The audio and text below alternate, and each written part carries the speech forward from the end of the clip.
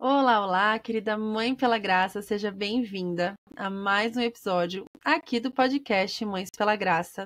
E como vocês já perceberam, eu estou aqui com uma pessoa que já é conhecida desse podcast, que já fez muitos episódios comigo e que participa da minha vida há apenas 40 anos.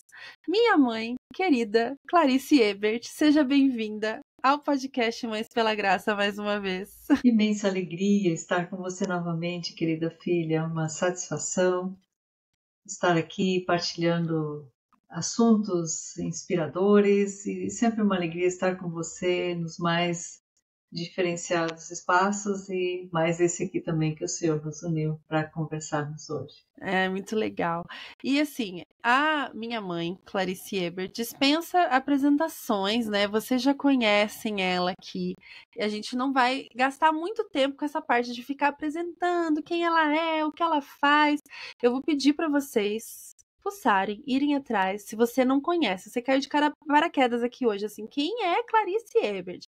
Você vai lá no @Clarice Ebert, conhecer tudo que essa mulher faz, escritora, psicóloga, mestre em teologia, palestrante e abençoa vidas Brasil afora.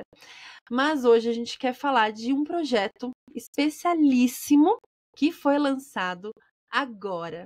Acabou de ser lançado, que é o título desse episódio, está aqui em minhas mãos. Quem está assistindo o episódio no YouTube já pode ver, que é o livro Mutualidade, escrito, organizado pela minha querida mãe, Clarice Ebert. E a gente quer falar um pouco sobre esse livro, claro, trazendo um pouco mais essa perspectiva do nosso universo de maternidade, né? Coisas que a gente pode aplicar aqui nesse nicho que a gente trabalha aqui no Mães pela Graça, né? Mas vamos começar falando um pouco do livro, mãe. Conta pra gente o que te motivou a escrever o livro Mutualidade e como esse tema se conecta com a tua história, né? Com a tua trajetória como mulher cristã, como profissional da psicologia, como que isso tudo casa e se transforma nesse livro chamado Mutualidade, a Parceria no Casamento. Eu acho que o termo mutualidade, ele de alguma forma resume muito daquilo que a vida a vida apresentou pessoalmente, na minha experiência de vida. Fui casada com seu pai por 42 anos, ele já é falecido há algum tempo, e nessa experiência de casamento, onde a mutualidade foi nos mostrando caminhos melhores para a conexão com o casal.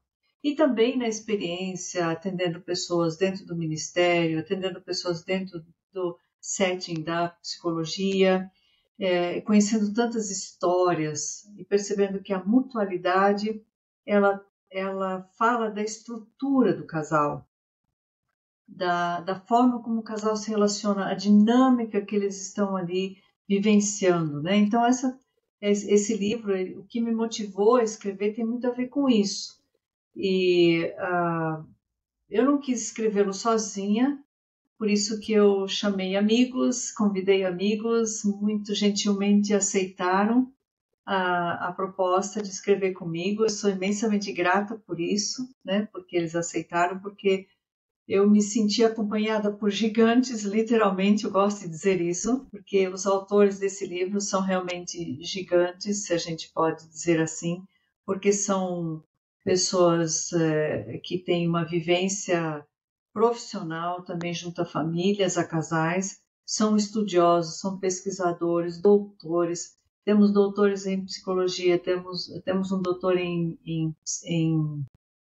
teologia, temos um doutor em medicina, que é da área da psiquiatria, temos um doutor na área de linguística e temos mestres falando sobre essa temática da família e especialmente da mutualidade. Então, é um livro que surgiu para elucidar um pouquinho, né? Obviamente a gente nunca consegue esgotar tudo numa temática de livro, mas é uma proposta à reflexão e de repente trazer uma perspectiva diferente para o casal poder se ver, se observar e se organizar na sua vida conjunta. Que legal. Assim, só para quem tiver curioso, né? O sumário do livro, não vou ler todos os títulos, mas só para vocês verem as temáticas que estão aqui no livro, né? Fala sobre a cosmovisão bíblica. Então, assim, quem estiver pensando assim, tá, mas esse negócio é bíblico, né? Existe toda a argumentação teológica para essa visão de casamento. Tem a visão de parceria, o que significa a parceria, a dança da parceria. Tem um capítulo sobre intimidade, tem um capítulo sobre a sexualidade conjugal e como a mutualidade se aplica nisso. Tem um capítulo sobre harmonização das diferenças, olha que interessante, né? Tem um capítulo sobre o sacerdócio mútuo do lar, que foi escrito pelo meu pai, né, e publicado em memoriam, Isso. né, dele. Tem até sobre a composição do orçamento familiar. Olha que interessante, gente. Quantas coisas que, como seria um livro muito rico, muito prático, eu acho também, né? Apesar de trazer Prático. coisas muito profundas, eu acho que dá para trazer, são assuntos que a gente consegue aplicar, né? E aqui o capítulo 8, para nós aqui que estamos lidando com os filhos, né? Escrito pela Dagmar, a proatividade do casal no subsistema parental, né? Algo bem específico ali para a criação de filhos, né? Algo bem, bem legal. E também sobre comunicação e um chamado para a existir, né? Um amor chamado a existir. Então, assim, eu acho que tá riquíssimo. Eu não consegui ler inteiro ainda, né? Porque eu ganhei ele há pouco tempo. Ele tá assim, fresquinho, gente. Ele acabou de sair, né? Da Isso. gráfica. Mas eu já dei uma boa folhada e é aquele livro que te dá vontade de sentar e ler com calma para realmente aprender, porque são, como a mãe falou, né? São gigantes escrevendo, incluindo você, minha mãezinha querida.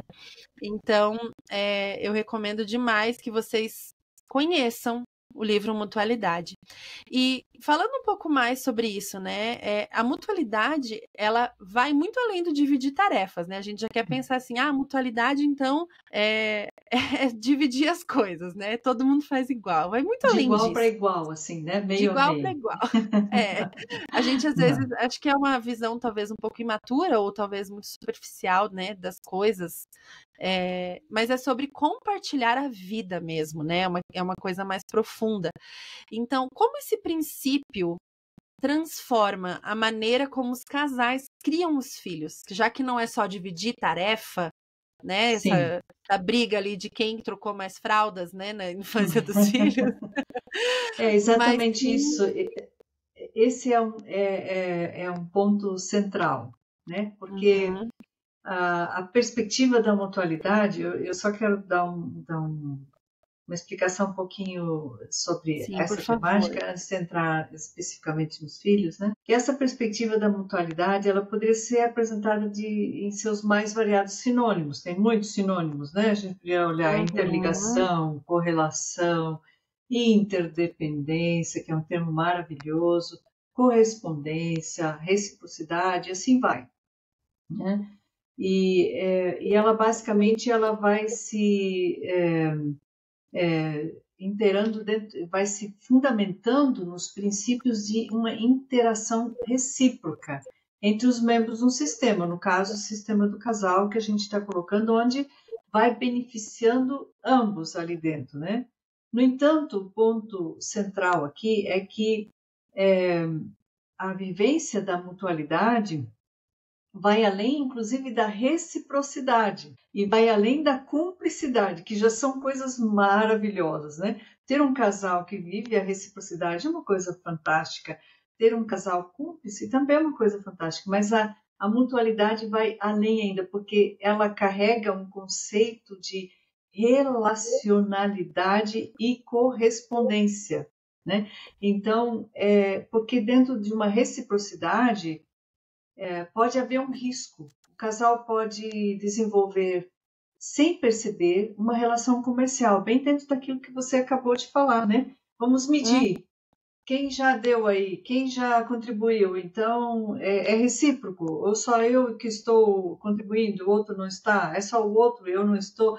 E pode virar uma relação comercial em que se coloca na balança o quanto cada um contribui e o quanto eu posso ser recíproca ao que o outro me oferece. Então, está sempre voltado naquela pergunta: o que eu estou ganhando aqui? Eu estou Uhum. dando, mas eu estou recebendo? Então, obviamente que a reciprocidade é um termo importante e ele precisa existir numa relação, mas sempre tem que ter esse cuidado para não virar uma relação comercial. E a mutualidade, ela ajuda a sair disso, porque leva um casal a ter uma dinâmica onde o casal se envolve dentro de uma sinergia. E sinergicamente, ambos trabalham uma parceria harmoniosa para construir o bem-estar conjunto. Ambos estão envolvidos nisso.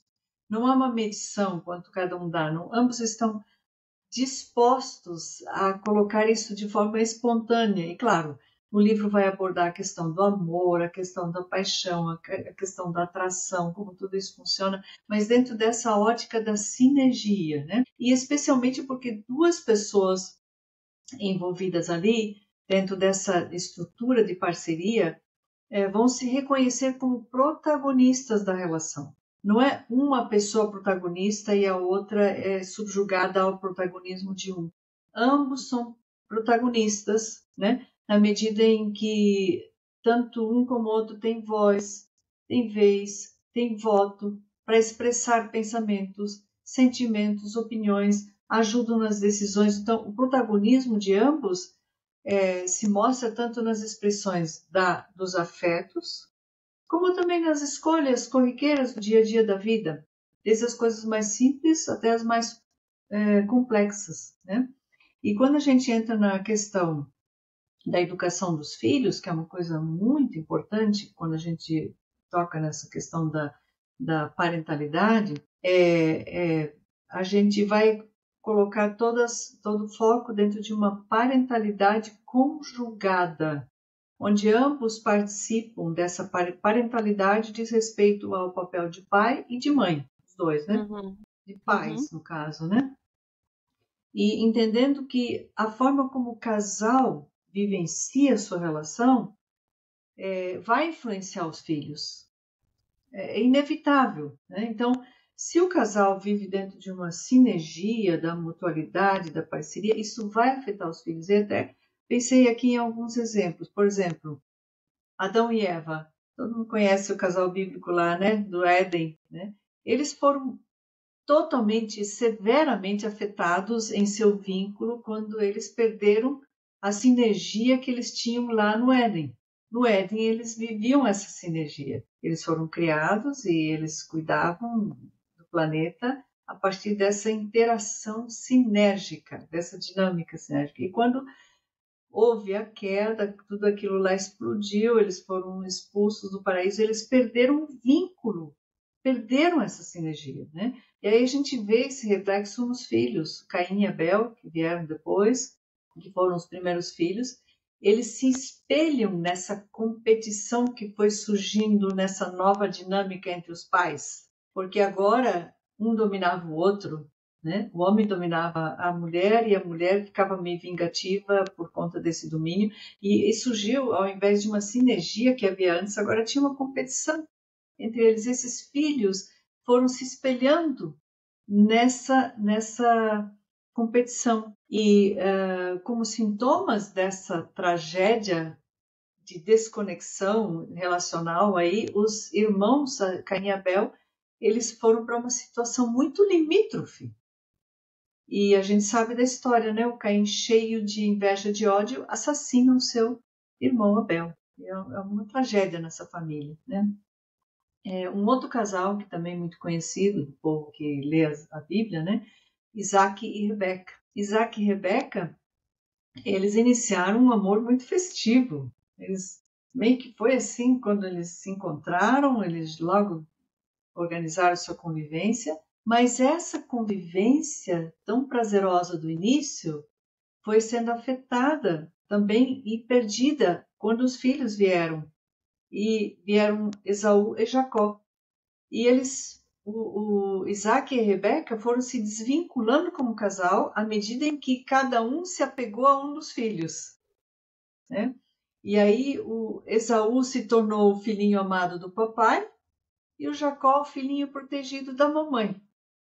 E essa dinâmica familiar disfuncional vai alcançando um clímax, né, quando o pai, lá no leito de morte, é enganado por essa díade, né, mãe e filho, e desperdiça as bênçãos que ele tinha reservado para o filhinho dele, que era o, né, o mais velho e tal. E ele desperdiça essas bênçãos com o filhinho da mamãe, que o casal tinha uma relação disfuncional aí. E os filhos, né, onde cada um se apega a um filho. E o casal se desconecta, deixa de existir como casal. E o ódio vai se instalando no coração de Esaú quando isso acontece, ao ponto de Jacó precisar fugir dali para preservar a vida. Então, também uma família muito disfuncional, onde o casal não consegue uma dinâmica sinérgica, e isso influencia os filhos também. Essas são histórias do Antigo Testamento, né? Onde mostra esse vínculo afetado negativamente, né? Mas no Novo Testamento nós temos uma história diferente. E essa é maravilhosa. Revela um casal com um vínculo íntimo, um casal redimido, e a relação com o filho, que é José e Maria. José e Maria se uniram em parceria na missão recebida por Deus. Ambos receberam uma missão, não foi só Maria, o José também. Ele entendeu qual era a missão dele, ser parceiro da esposa. E ela ser parceira dele nessa missão de educar, criar o Filho de Deus que tinha sido dado a eles. E juntos, lado a lado, numa relação íntima de amor, acompanharam o seu filho Jesus em todo o seu desenvolvimento, sem que perdessem o seu vínculo como casal. E a gente tem dito sobre o que? Sobre esse filho desse casal, que Jesus crescia em sabedoria, estatura e graça, tanto diante de Deus como diante dos homens. Olha a diferença das outras duas famílias, né? Então, como influencia, né? Você perguntou de que forma esse princípio transforma a maneira como os casais criam os filhos, né? Quando tem um vínculo entre o casal, dentro de uma mutualidade, numa parceria, isso reflete na vida dos filhos tremendamente. Uhum. O resultado é visível, É, né? sim. Não que eu viva, tá, gente? Tô falando que eu imagino.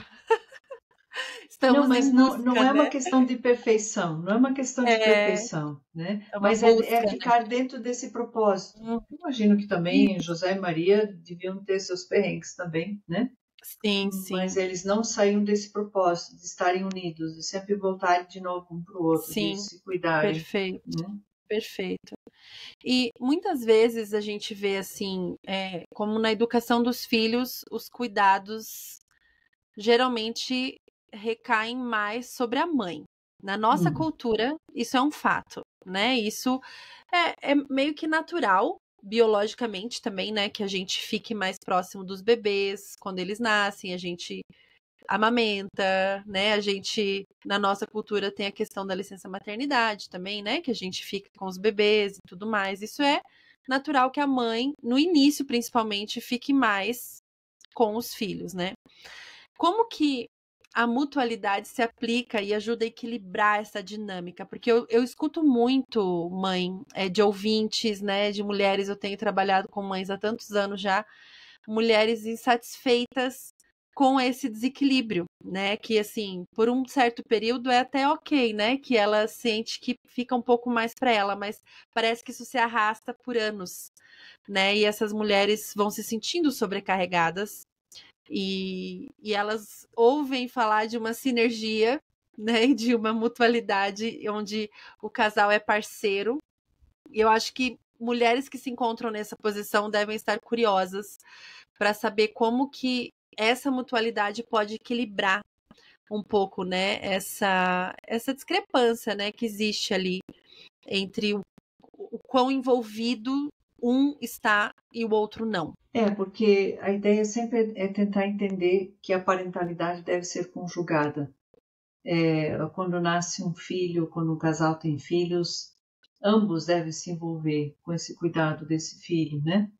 Uhum. Obviamente que tem a situação que um vai trabalhar, o outro vai ficar mais em casa, e como conjugar tudo isso. E o livro ele vai redesenhando todas essas ideias, vai falando sobre isso. E o texto que fala sobre a educação de filhos é escrito pela professora Dagmar Gribowski, muito bom o texto, ela é excelente nisso também, ela trabalha com crianças e com famílias, com filhos. E o importante, a ênfase é que quando um casal tem filhos, educar e cuidar dos filhos é um dos mais importantes projetos que eles vão ter juntos, em conjunto. Não tem nenhum outro projeto que vem na frente desse, né? Nenhum empreendimento, nenhum objetivo financeiro, aquisição de bens, viagens, lazer, amizades, pode se comparar com essa nobre missão de um casal, quando tem filhos, de cuidar de seus filhos. Então, dentro do sistema familiar, né, vamos imaginar um sistema familiar, nós temos vários subsistemas dentro do sistema maior. Quando o casal casa, surge o subsistema conjugal. Diz respeito ao casal, né, aos seus afetos, à sua interação como casal. Quando nascem os filhos, surge o subsistema parental. Então, esse subsistema parental diz respeito a tarefas de pai, de mãe, toda essa relação com os filhos, etc. Então, quando os dois, nesse caso, duas pessoas estão envolvidas em dois subsistemas. Então, quando o subsistema parental nasce, ele não deve excluir o subsistema conjugal, né? Ele deve coexistir, os dois devem coexistir, né, no dia a dia, né? Ao mesmo tempo, o subsistema conjugal não deve excluir o parental, porque às vezes acontece isso. Tem casais que não incluem os filhos nas suas vidas, eles terceirizam para a avó, etc. A criança acaba chamando a avó de mãe depois, e a mãe e o pai são filhos, são irmãos mais velhos. Então são tudo formas de viver essa estrutura relacional dentro da família, né? Então, quando os filhos chegam, ambos, né, os cônjuges devem assumir a tarefa parental, que é pai e mãe, e cuidar de seus filhos, né?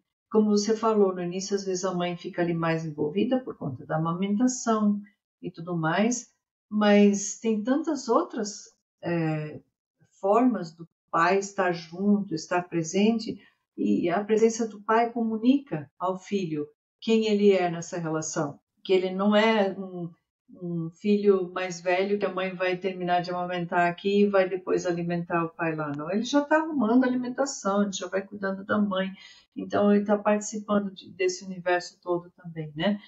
Eu me lembrei agora que outro dia eu fiquei muito surpresa, um fenômeno da atualidade, coisa bonita de se ver, porque a gente vê tanta coisa que a gente critica e vê de ruim, disfuncional, e a gente precisa também elencar os bons exemplos e se alegrar com isso, né? Eu fui na igreja onde eu congrego ministrar um grupo de casais grávidos e gestantes, e todos os casais que estavam lá, o pai estava junto. E isso eu achei muito bonito, né? Muito bonito. Porque se fosse talvez 10, 20 anos atrás, isso seria diferente. Geralmente quem iriam para essas classes seriam as mães. E ver os pais ali interessados, fazendo perguntas, interagindo, querendo saber, né, como é que é isso, como é que é aquilo, isso me alegrou demais, né? A gente vê que é uma nova cultura que vai surgindo, que esse lado é positivo. Acho muito bem-vindo. Né? Até você estava falando agora, eu estava pensando justamente nessa classe, que tem uma aula que eu dou sobre os desafios do pós-parto, né? Para essa classe, né, na mesma igreja, que é a nossa igreja, Sim. né?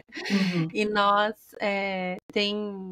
tem algo que eu falo muito assim com os pais, diretamente para os pais, né? Eu falo assim, tira um pouco o bebê do colo da mãe, né, durante esse pós-parto, né, não, porque às vezes a mãe fica tão ali, né, naquele, no puerpério mesmo, né, ai, fica agarrada com o bebê e tal, e o pai tem esse papel importantíssimo, né, Muito. de comunicar para o bebê que existe ali um casal, né, de que existem duas pessoas Uhum. que estão criando aquela criança, que não é só uma mulher, né? Não é só a mãe. E claro que é progressivo, né? A criança acabou de nascer, tá percebendo o mundo, mas ela vai aprendendo muitas coisas, né? A partir da forma que esse casal se envolve, se relaciona.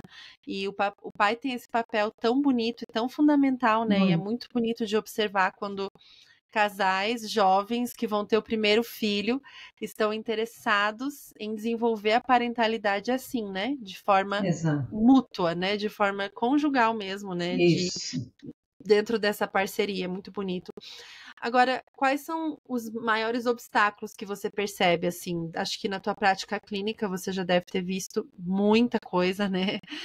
Não só na prática clínica, mas nos anos de ministério também, trabalhando com casais, aconselhando casais, ministrando, né, em tantos lugares para casais. Quais são os principais obstáculos que os casais enfrentam ao tentar exercer uma certa mutualidade, né? Vamos então praticar mutualidade. O que é o desafio para a gente conseguir isso? Eu diria que um grande desafio, né? Tem vários, mas um dos grandes desafios são os padrões familiares herdados da família de origem. Cada um traz os seus e eles podem entrar em conflito. Porque cada um trazendo o seu já vai evidenciar as diferenças que cada um carrega. E aí tem um capítulo inteiro falando sobre a harmonização das diferenças. A mutualidade ajuda a harmonizar as diferenças, não é extinguir as diferenças, mas é trazer para perto e fortalecer justamente tudo isso. Quando é muito antagônico, é preciso entrar em acordo, né? É preciso entrar em acordo, conversar sobre isso, mas os padrões que cada um traz, e extremamente difícil se torna a relação quando um impõe o seu padrão ao outro como tem que ser assim. Porque é muito comum a gente achar a família do outro esquisita. Isso é muito comum, né? A gente acha sempre mais legal aquilo que a gente conhece, aquilo que já é zona de conforto para a gente. Então, aquilo que eu vivi na minha família de origem, eu tendo a achar que era o correto, que era o agradável, né? E se eu nem faço essa reflexão de achar correto ou não o que aconteceu na minha família de origem, eu vou só seguindo no automático, e vou repetindo no automático, e vou impondo isso como um padrão que eu quero que seja. Mas o outro também começar a fazer isso, vai ter uma luta pelo poder infernal aí, né? Mas eu acho que também tem outras dificuldades. As influências sociais, culturais, algumas influências religiosas que são permeadas pela cultura, né? Muito mais do que a gente gostaria de admitir, né? Mas as influências sociais, por exemplo, nós temos uma veneração, né, de pessoas que se impõem, pessoas que são narcisistas, são hedonistas, que levantam a bandeira do eu para tudo, porque é eu, tem que ser como eu gosto e não me interessa o seu jeito. Isso não funciona dentro de um casamento, não funciona, né? Um casal deve agir como um casal, deve levar sempre a perspectiva um do outro em conta. Não tem mais como viver individualisticamente como se fossem solteiros. Quem tem posturas solteiras dentro do casamento já pode ser, não vai dar certo. Não vai dar certo. O casal agora precisa alinhar, precisa harmonizar. Isso pode ser algo maravilhoso quando existe amor, existe respeito mútuo, né? Uma troca mútua, é muito bonito isso. E tem todas as questões culturais também, né? Qual é o papel do homem, qual é o papel da mulher, e as discrepâncias disso, ficam nos polos, né? Ficam nos polos, porque a mulher no polo feminino, o homem no polo masculino, faz uma confusão em torno desses polos, e são todas veias culturais, históricas, e que estão desgastadas, né? E que o ponto de encontro parece que não acontece, porque eles estão sempre em polos muito separados, né? Então, às vezes, modelos de papéis muito rígidos, né? Que às vezes foram até apresentados como bíblicos, mas que às vezes não passam apenas de modelos culturais teologizados e espiritualizados, e que a gente nem se dá conta disso, né? Então, isso são obstáculos. Outros obstáculos dizem respeito a uma restrita habilidade para dialogar, casais que não sabem dialogar, né? Luta pelo poder, estão sempre lutando para ver quem é mais forte no quesito de impor ao outro que o outro atenda às suas expectativas, né?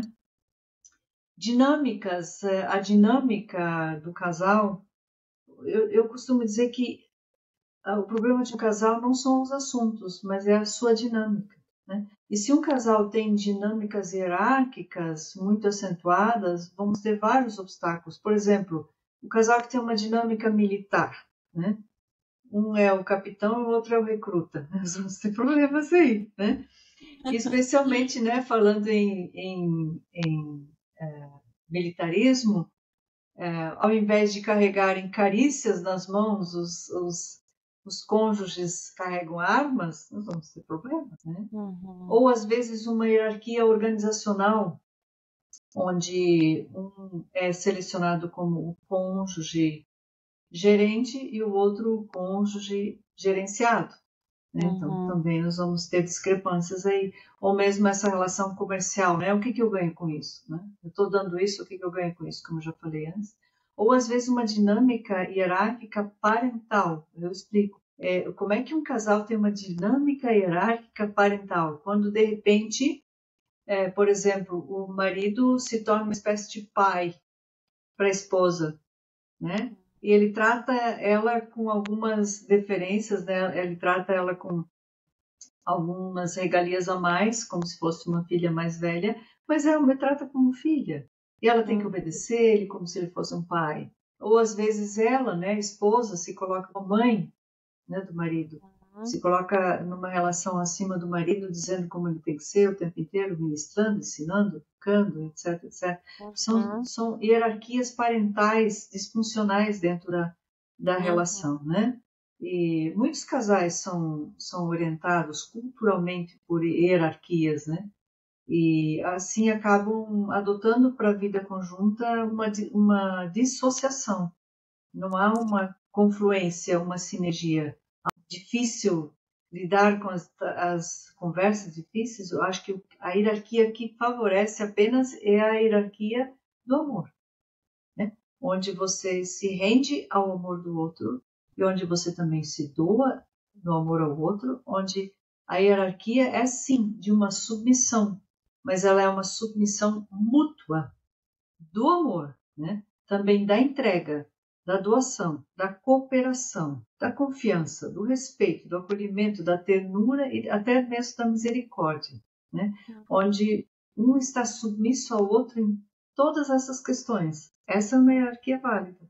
Mas fora essa do militarismo, do comercial, do organizacional, do parental, isso não faz parte de uma sinergia, isso vai dar uma dissociação dentro do relacionamento. Acho que então daria pra gente dizer que um dos maiores obstáculos são as nossas próprias crenças, né?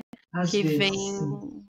que vem da vida, né? De tanta coisa que a gente já ouviu e precisa às vezes frear e repensar o que de fato acreditamos sobre o casamento e o que queremos viver e nos voltarmos, né, para a verdade que o Senhor tem sobre isso. E não só replicar, né? Às vezes a gente é muito papagaio, né? Só sai replicando o que foi, o que aprendeu, né? Vai Mais repetindo do mesmo, né? mais do mesmo, mais do É. mesmo, e não para pensar, né? A gente faz isso em relação ao casamento, em relação à educação de filhos, né? Em relação a tantas coisas, né? Então é importante, às vezes, dar uma bagunçada, né? Quando a gente vai mexer nessas questões, né? Sim, sim. Dá E uma eu gosto sensação. muito, o capítulo do professor Alan White, né, que é o doutor em teologia, que eu fiquei muito agradecida a ele que ele aceitou trazer uma proposta sobre isso, porque aí nós temos um teólogo que é um estudioso dos originais bíblicos, né? E ele diz que às vezes algumas crenças nossas são a gente defende a inerrância das escrituras, obviamente, Sim. mas às vezes a gente coloca a nossa crença como a inerrância das escrituras e não consegue sair disso, né? E aí parece que aquilo que a gente sempre acreditou, sempre creu, e aquilo é visto como a inerrância das escrituras, e a gente, quando de repente aquilo que a gente crê não funciona mais, a gente também abandona as escrituras. Olha, Né? que perigoso isso. Eu achei muito interessante, ele falou isso, outro dia eu vi uma Muito. palestra dele, ele falou isso, né? E às vezes é se render mesmo ao texto original, dizer, opa, o que eu percebi até aqui, a perspectiva que eu vi até aqui, talvez seja algo que precisa ser revisto quando a gente vai lá nos originais, né? E a gente pode se abrir para algo mais profundo, algo mais bíblico e que funciona com muito mais saúde para nós e que a gente vê que essa é a intenção de Deus mesmo, que Sim. os casais fossem mais saudáveis, que eles fossem mais íntimos, que fossem mais amorosos um com o outro, que tivesse essa sinergia. E Deus está nisso também, especialmente nisso. Claro. Sim. E só que é aquela coisa, né? Pra chegar, acho que você passou por isso na tua trajetória, né? Pra chegar nessa conclusão toda, dá uma bagunçada boa, né? Naquilo que você já viveu, assim, né? E só falando isso porque às vezes quem tá ouvindo, talvez tá ouvindo pela primeira vez, né?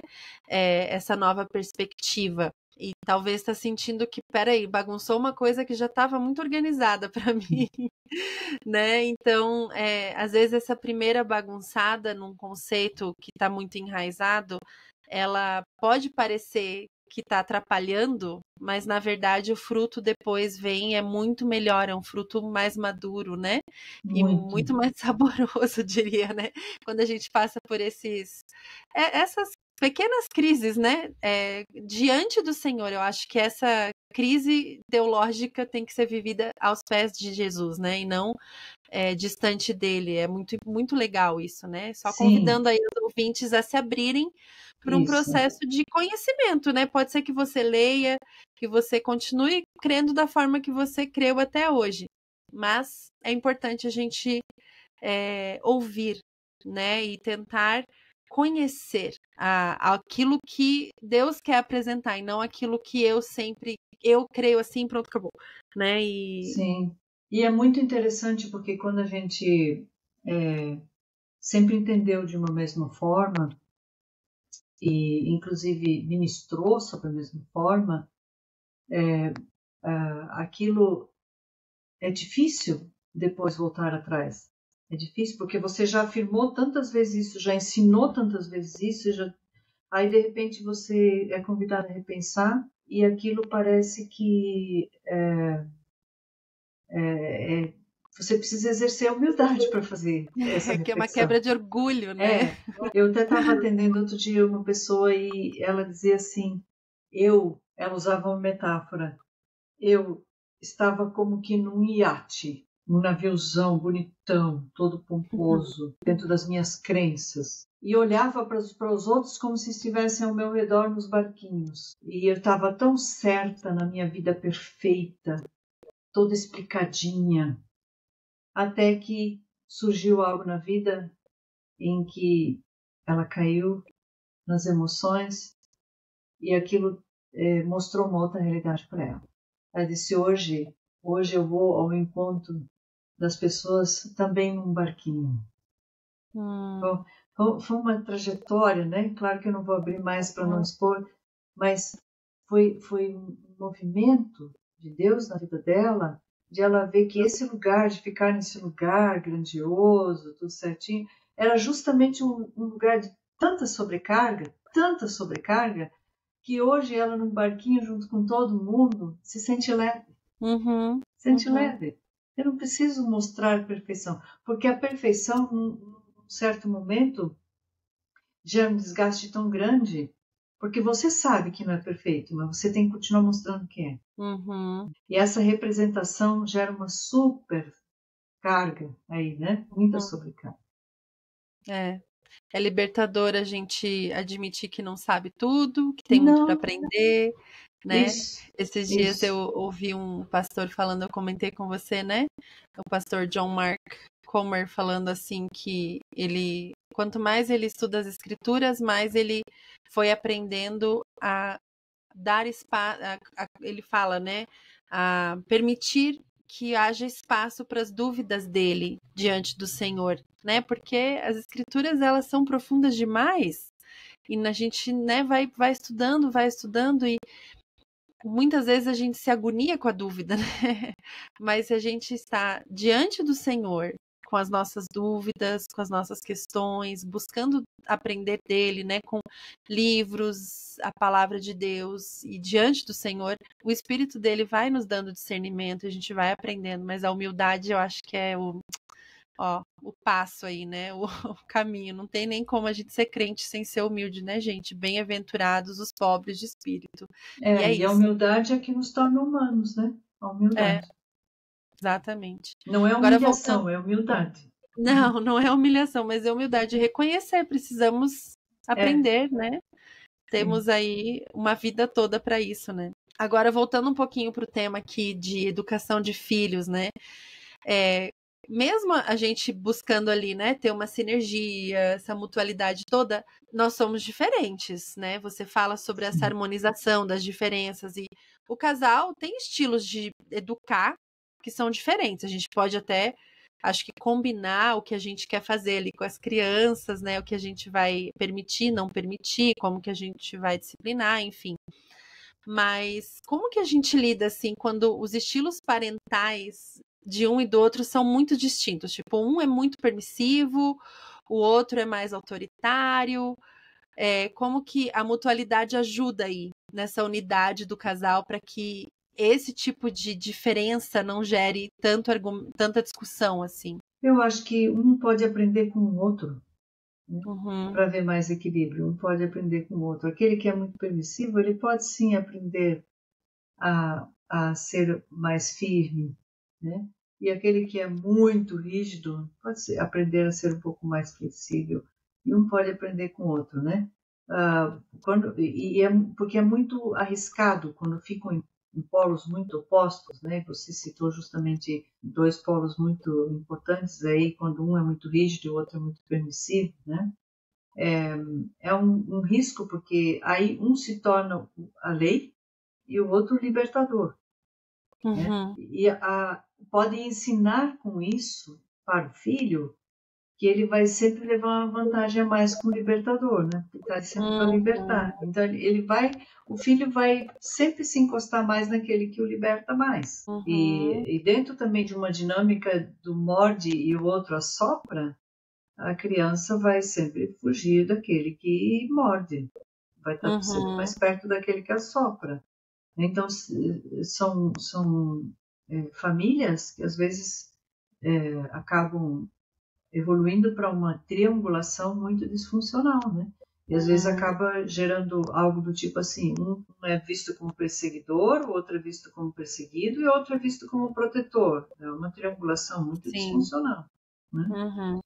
Então é importante sair disso, muito importante sair disso, Sim. por meio do diálogo, da conversa e de se melhorar também. Se eu me percebo Uhum. uma mãe muito autoritária, eu preciso olhar um pouco para isso, dizer assim, onde que está o meu ponto tão rígido aqui? Por que que eu estou tão rígida? E ser um pouco mais Uhum. flexível. Por outro lado, se eu sou muito permissiva, eu preciso dosar isso também, né? Uhum. E é muito Uhum. importante quando o casal, que a gente está falando bastante da perspectiva do casal, né? A gente sabe que tem mães solos que acabam cuidando dos Sim. filhos sozinhos, Uhum. mas quando o casal está junto cuidando dos filhos, é importante que eles dosem isso, que eles harmonizem isso mutuamente, né? Para que não fiquem Uhum. em polos tão opostos assim, porque senão as Uhum. crianças ficam jogadas no meio e elas vão se tornando manipuladoras, porque onde eles vão levar vantagem, eles vão ficar sempre manipulando onde eles vão levar vantagem Sim. aí, né?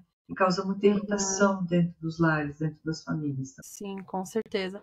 E você acha, assim, que também pode existir um mecanismo de compensação entre o casal? Aí, claro, tem toda essa questão com as crianças, assim, mas digamos assim, é, o pai, às vezes, eu vou dar um exemplo com um pai mais autoritário e uma mãe mais permissiva, né? Mas pode ser vice-versa aí, né?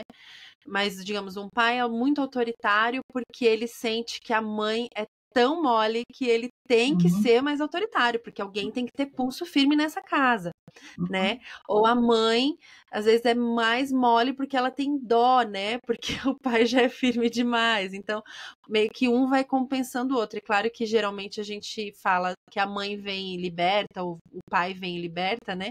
Mas às vezes a próprio lado que já está sendo autoritário, às vezes também já está nessa posição, talvez, porque ele também sente que o outro lado está muito permissivo, que alguém tem que, né? temos que ser mais firme aqui, daí perde a mão também, né? Isso você percebe que um tenta às vezes compensar o que o outro tá faltando? Muito, muito, né? E há uma pegadinha aí também, né? E às vezes acontecem formas inconscientes de lidar com tudo isso, né? Quando tem um dos dois é muito autoritário, muito bravo, muito explosivo, coisa assim, a tendência é do outro meio que proteger a criança dessa intervenção muito autoritária e vai tentando vai botando panos quentes, vai botando panos quentes. Mas quando a criança quer muito a atenção do pai, talvez esses panos quentes não, né? Eu estou falando se o pai é autoritário, a mãe talvez a mãe não dê conta de botar os panos quentes, porque parece que a criança quer a atenção do pai. E aí, às vezes, a criança busca a atenção do pai, mesmo que ele seja muito bravo. E a casa toda desande, né? Dá aquele furdunço todo dentro de casa, aquela brigaiada toda, né? Por isso que é importante, né? Os pais são convidados, né, nas escrituras, no Novo Testamento, a monitorarem as suas irritações. Pais, não irritem os seus filhos. Isso é um princípio do Novo Testamento. No Antigo Testamento, a educação dos filhos tinha outras pautas, mas a partir do Novo Testamento não entra mais a violência, não entra mais o autoritarismo, entra uma educação consciente, consistente e sem tantas irritações também. Né? Monitorar as irritações. Claro, somos humanos e às vezes nos irritamos, mas isso não pode ser o nosso método de educar os filhos, gritando. Exato. Não pode. Esse método precisa ser revisto. Né? Exatamente. Exato. Muito obrigada mais uma vez, mãe querida. Se você que está ouvindo quer conhecer mais, te convido a ir lá no Clarice Ebert, né, o Instagram, e lá você vai encontrar todos os links para todo o trabalho dela. Eu vou deixar o link aqui na descrição do episódio para vocês já irem direto lá para realizar a compra de vocês e receberem assim que o livro sair para despachar pelo Brasil todo, vocês serem as primeiras aí a receberem nessa primeira leva, né? Antes que esgote, que vai esgotar rapidinho, tenho certeza. Muito obrigada mais uma vez, mãe, pela tua participação. E você, querido ouvinte, compartilhe esse episódio aí com suas amigas. Não deixa essa mensagem que enriqueceu sua vida acabar em você. Compartilha com outras pessoas. Isso ajuda muito o Evangelho a alcançar mais pessoas e também o podcast a alcançar mais lares. E eu desejo a você uma semana muito abençoada.